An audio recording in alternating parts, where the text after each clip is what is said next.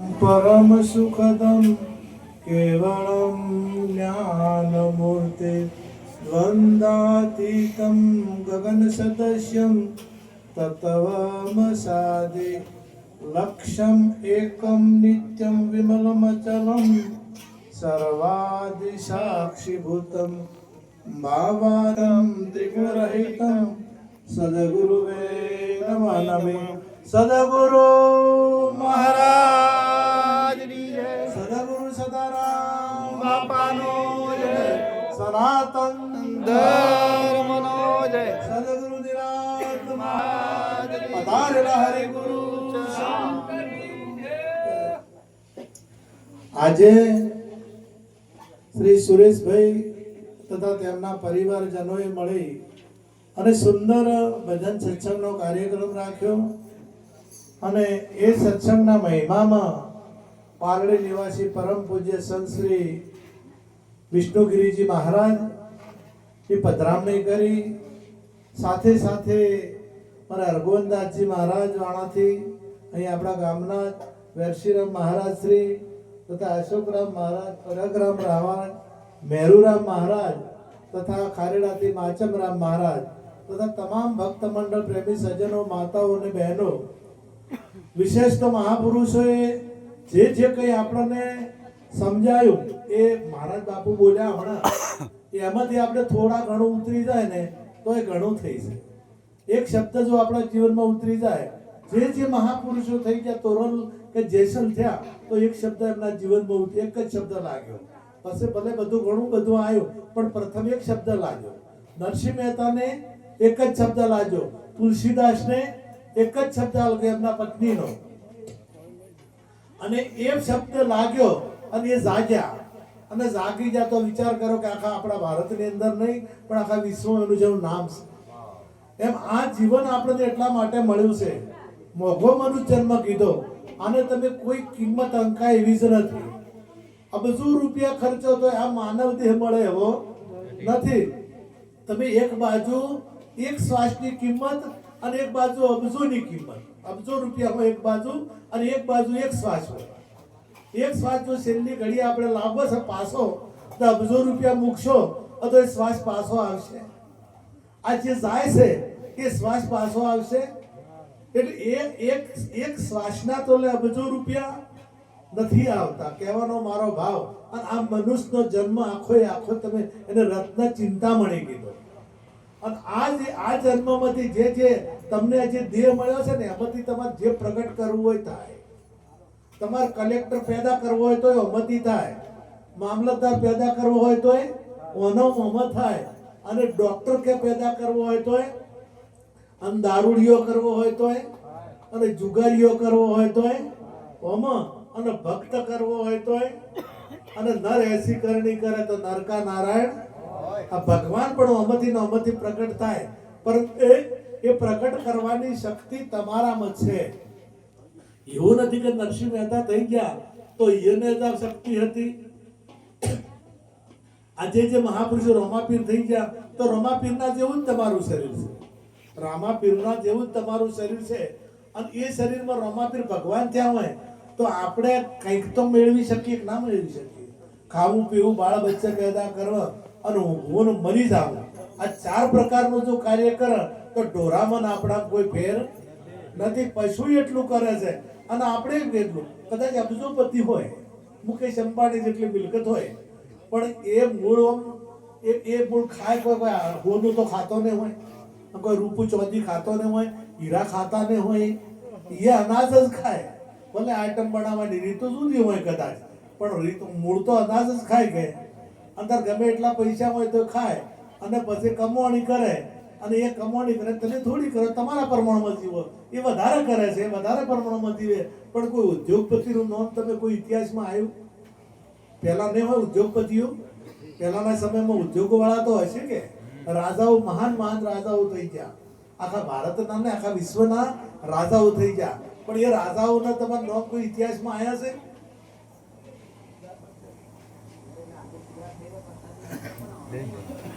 એ રાજાઓનું નામ કેમ નથી આવ્યા? કે એમને ભજન કર્યું નથી. અને જેણે ભજન કર્યું છે તેણે પરમાત્માની પ્રાપ્તિ કરી છે એના નામ ઇતિહાસ છે અને સૂરજ ચંદ્ર રહેશે ને હોય તો એમના નામ રહેવાના ને રામને કેટલા વર્ષો થઈ ગયા છે ખબર પાકી કોઈને ખબર ભલે આપણે ત્રેતાયુગ કહીએ છીએ પણ ઓકડો આપણે પાકો આપણો પાસે છે નહીં એટલે ઓકડો નથી હોવા છતાં રામને આપણે યાદ કરીએ છીએ કૃષ્ણ પરમાત્માને આપણે યાદ કરીએ છીએ અને કૃષ્ણ પરમાત્માએ આપણને ગીતા દ્વારા બહુ સાચી સમજણ આપી કે મારી બે પ્રકારની સંપત્તિ છે એક અસુરી સંપત્તિ અને એક દેવી સંપદા અને એક અસુરી સંપદા. હવે દેવી સંપદામાં 26 દેવી ગુણોનું વર્ણન કર્યું. બાપુ એમને એક વાત કરી હતી કે ગમે એટલે ભજન આલો ને તમે આખી રાત ભજન આલો તો કોઈ એમ નથી કહેતું કે હવે તાર રવા જાઓ ને સત્સંગ આલો. વાત સાચી કરી કારણ કે અંતર હજી ઉતી અંતરમાં જિજ્ઞાસા જાગી જ નથી હોતી અને જિજ્ઞાસા જાગે તો એને બધું જે જોઈતું હોય તમે જબર પથરીનો દુખાવો ઉપડ્યો અને પથરીનો દુખાવો ઉપડ્યો અને દવાખાને જાવ તો બીજું યાદ આવે કે સીધું જ મને ઇન્જેક્શન આલો તરત જ પહેલું મને ઇન્જેક્શન આલો અને રાત હોય કે રાત પછી કદાચ બળદ ગાડું મળે ઘોડા ગાડું મળે કે ટેક્સી મળે કે ગાડી મળે એ વિચાર કર્યા ઉપર એમાં બેસી જાય કારણ કે દુખાવો મટાડવો હશે ને અને પછી ગમે તે ડોક્ટર જે કે આપણે અમુક સાહેબ તો કોઈ તો કે ના ભાઈ અમુક સાહેબ પાસે આપણે જ આવું છે પણ એ દાડાને એ યાદ આવે જે ધચોઈ અને જે ધચોઈ તરત મને આ દુખાવો મટાડો એમ છે ને આ જે સુખતા છે દુખાવો રામચંદ્ર ભગવાનને જ્યારે વનવાસ અને રામચંદ્ર ભગવાનના ને તીર્થે જવાનું હતું તીર્થમાં જવાનું હતું એટલે રામ ને 4 દાડાની વાર હતી. યોગ વશિષ્ઠ રામાયણમાં કથા આવે છે કે 4 દાડાની વાર હતી એટલે રામ કે મને ભૂખ લાગતી નથી મને ઊંઘ આવતી નથી મને પાણી ભાવતું નથી એટલે પૂછું સીતા કે કેમ આવું થાય છે કે મને સંતોના દર્શન કરવાની તાલાવેલી લાગે એટલે તેટલી તાલાવેલી જાગી છે એટલે મને આ ઊંઘ આવતી નથી મને ચેન પડતું નથી આવું જેને ચેન નથી પડતું જેને જાણવાની જેને જિજ્ઞાસા જાગી છે જેને ચેન નથી પડતું એને પોતાનું પ્રાગટ્ય કરી શકે બીજા કોઈની તાકાત ભલે આપણે ભજનમાં કાયમી બેસતા હોઈએ કાયમી આપણે ભજનમાં જતા હોઈએ મોબાઈલમાં ભજન વાપરતા હોઈએ પણ આવી જેને તાલાવેલી નથી જાગી આવી જેને જિજ્ઞાસા નથી જાગી એને આ મેળ પાડતો અને દેવી ગુણો 26 દેવી ગુણોમાં કે ભક્ત કેવો હોય એનું વર્ણન છે અને શૈલ્યો ગુણ છે નાતી માનીતા 26 માં જે ગુણ છે નાતી માનીતા એટલે આનો અર્થ એવો થાય કે તમને લોકો ભગત કે તમને બાપુ કે તમને ભગવાન કે પણ તમારામાં ભાવ આવ્યો ને તો વાત પટી. ગીતા કહે છે કે તમારામાં તમને ભલે કોઈ બાપુ કહેતું હોય તમને કોઈ ભગત કહેતું હોય કોઈ તમને ગમે તે પદથી સંબોધન કરતું હોય પણ તમારામાં એ ભાવ આવવો જોઈએ ને કે હું એ છું. અને જો એ આવ્યું આપણા ભરતોરી શમશાનમાં બેઠા જ્યારે 92 લાખ માળવા છોડી દીધો અને શમશાનમાં બેઠા વૈરાગ્ય શતકની રચના કરતા હતા. વૈરાગ્ય શતક 100 શ્લોકોનું પુસ્તક છે એમનું 2 શતકો લખ્યા છે 100 શતકોનું પુસ્તક છે અને એ પુસ્તક લખતા હતા અને ખાવા માટે કોઈ આયા ને એમાં ખીચડી પેલા શમશાનમાં કોઈ દેહને લઈને આયા તો એમાંથી ખીચડી મળી થોડી અને પાણી હવે ખાવાની તૈયારી કરતા હતા એ પેલા શંકર ભગવાન ને પાર્વતીજીને ચર્ચા થઈ કે આટલું 92 લાખ માળવાનો ધણી છે તોય તમે એને પ્રોત્સાહન આપતા નથી તમે એને કેમ તમે દર્શન આપતા નથી તમે આટલું બધું એને છોડીને આવ્યો છે અને અત્યારે શમશાનમાં બેસી અને પુસ્તક લખી રહ્યા છો તો તમે એને હજી ઉતરી મેઠું નોખતા નહીં. એટલે પાર્વતીજીને ભગવાને કીધું કે તમે શાંતિ રાખો તમે હમણાં શાંતિ રાખો અને સમય આવવા દો આપણે ચાલો જઈએ.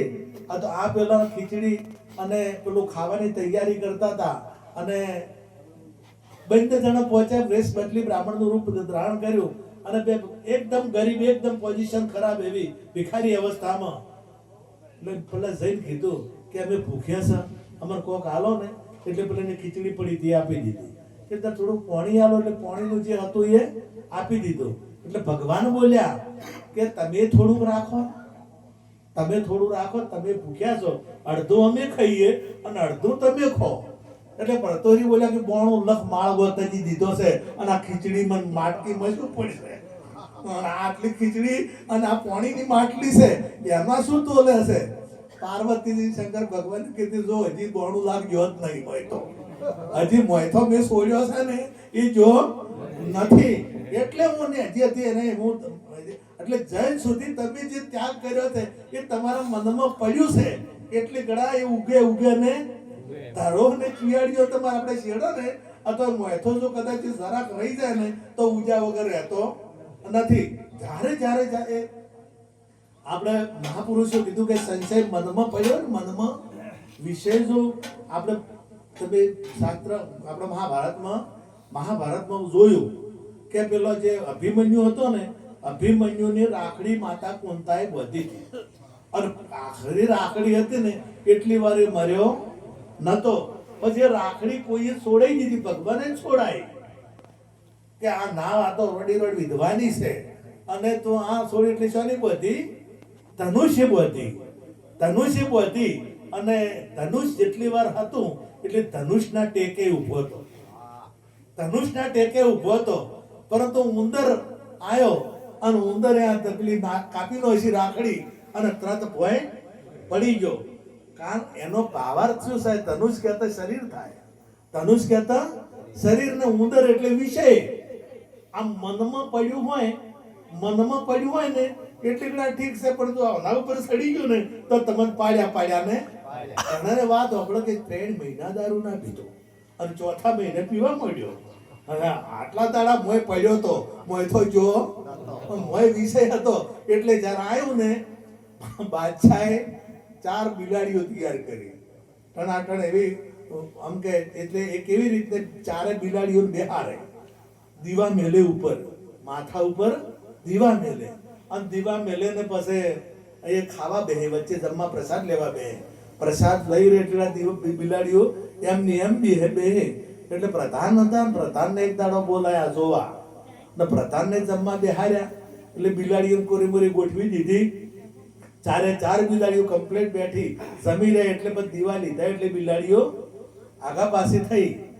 હવે આ પ્રધાનજી કીધું કે મને ફરી જમવા બોલાવો, આજ તો બરાબર છે પણ ફરી બોલાવો. એટલે ફરી વાર જમવા બોલાયા એટલે પ્રધાન એક ઉંદરડી લઈને આવ્યા હોય ગજવામાં ઉંદરડી લાવી અને જમવા બેઠા અને અડધામાં આવ્યું અને પેલે દબાઈ થોડી ગુજામથી કાઢીને ચૂલીને કર્યું અને બિલાડીઓ આમ દાખવા મળી અને સોડી મેલી એટલે થાળીએ ફળા થાળીએ બધું રોટલી થાળીઓ બધું ઉડાડી મેલ્યું. જેમ કે વિષય જ્યાર સુધી હોમે નતો આવ્યો એટલી ઘડા એ બેઠી હતી, મોય વિષય પડ્યો હતો. એમ આપણામાં જ્યાર સુધી વિષયો પડેલા હોય ત્યાર સુધી આ જ્ઞાન ઉતરતું નથી. એટલે બીજા કીધું કે કયા વિષયો ભગવાન એક જે અસુરી સંપત્તિ છે બંધનમાં નાખવા વાળી છે અને દેવી સંપત્તિ છે એ મુક્ત કરવા વાળી છે. જો તમારે મુક્ત થવું હોય, જન્મ મરણના બંધનમાંથી મુક્ત થવું હોય, કારણ કે બધા ડોક્ટરો શરીરના રોગ મટાડે બરોબર, પણ સંત છે જન્મ મરણનો રોગ મટાડે. રામ નામ કી ઔષધિ ખરા ખંતથી ખાય, અંગ પીડા વ્યાપે નહીં અને મહારોગ મટી જાય. મહારોગ કયો? કે જે જન્મ મરણનો રોગ છે એ રોગ મહારોગ છે અને એ રોગ ભારે છે. એ રોગને મટાડવા માટે તમે બીજું બધું બાપુએ હમણે વાત કરી કે બીજું તો તમને પોતપોતાના ધંધા માટેનું બધું જ્ઞાન છે, પરંતુ આ જન્મ મરણ મટાડવાનું જ્ઞાન નથી. એટલે મરના સબ કોઈ કહે, મરના ન જાણે કોઈ. એક વાર મરના જાણે તો ફિર સે મરના ના હોય. એક વાર એ જાણી લે તો ફિર મરવા પણ રહેતું નથી. એટલે આ કે અસુરી સંપત્તિ કેવી છે? અસુરી સંપદા કેવી છે? તો કે ઘમંડ, ક્રોધ, કામ, લોભ, મોહ, મદ, મચ્છર, કોકનું પડાઈ લેવાની ભાવના, આ જે છે એ અસુરી સંપત્તિ છે. અને આ અસુરી સંપદા જોઈ છે તે ભજન કરવા દેતી નથી. એટલે આપણા અંતરમાં ચોકે થોડુંક મલિનતા પડી હોય. હમણે કીધું તું મહારાજે શરૂઆત જ કરી હતી કે તન મન અને ધન. હવે તન મન ધન તમે આપી દીધું હોય, મન આપ્યું હોય તો મનના ઓહે હોય જાય કે રે? જે મનના ઓહે હોય એ રે કે જાય? હે આપણે એ જે મનના ઓહે હોય રે નહીં અને તનના ઓહે હોય રે નહીં, તન આપી દીધું એટલે જન્મ મરણ કેને છે? તનને છે. અને મનના રોગે વિષય વાસના અને વેમ, આ ત્રણ કેના હોય છે? આ મનના હોય છે. જો એક પણ વિષય આપણામાં છે તો મન આપ્યો નથી, બકાયા ગુરુને બકાયા છે, ક્ષેત્ર્યા છે. પણ આ તો વાલો મારો અંતર્યામી ક્ષેત્રીઓના ક્ષેત્રાય. કવિ પિંગળ એમ કે ડુંગરા નરકે જાય, રામ નામ લેવાથી શું થાય? મેલ ભર્યો મંદડાની મોય. આ પરમાત્મા છે ને, આ એક દ્રષ્ટાંત યાદ આવ્યું છે. હવે દ્રષ્ટાંત કહી અને મારી વાત પૂરી કરું. ક્ષેત્રવાની વાત આવી એટલે ઘણા ક્ષેત્રવા આપણે ભગવાનને ક્ષેત્રવાની કોશિશ કરીએ. એક રૂપિયો માંગે ને, એક રૂપિયોમાં તો કેટલું માંગે. એક નારિયેળ મોહન કેટલું માંગે.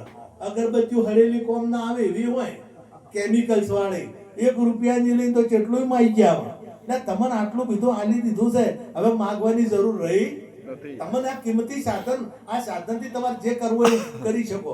પથ્થરમાંથી પાણી તમે કાઢી શકો એવી શક્તિ તમારી. ભગવાન પાસે પાણી ભરાઈ કોઈ એવી શક્તિ તમને પરમાત્માએ આપી દીધી.